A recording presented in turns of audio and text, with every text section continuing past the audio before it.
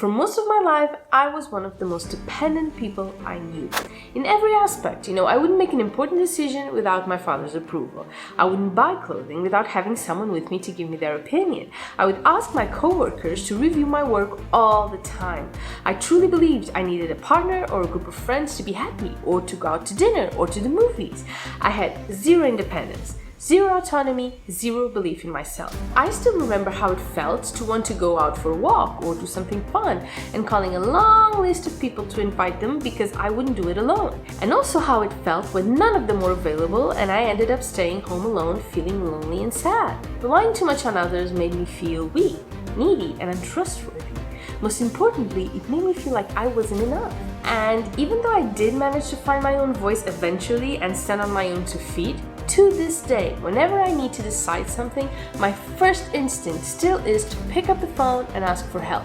And if it's anything big, I know I won't be able to do it alone, so it's definitely still a work in progress. Overcoming all of this wasn't easy at all, I won't lie. It took a lot for me to finally take full control of my life. A lot of changes in the way I looked at life and even how I looked at myself. But relying on others to live my life for me wasn't easy either, and it didn't make me feel good at all.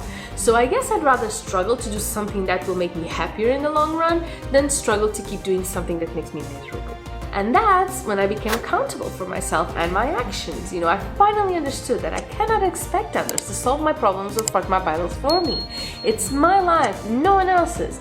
I deal with the consequences of the things I do wrong, and I reap the rewards for the things I do right. And I also realized that I am the only person who can make myself happy. I finally understood that happiness is an internal thing. It's not something we find outside ourselves on other people or events or things.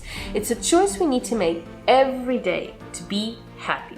Now, I would say that the hardest thing for me was to be kinder to myself, because that was the only possible way I would ever be able to risk failing. Okay, here's the thing. I realized that one of the main reasons I wanted other people to navigate my life for me was because I was so afraid I would fail.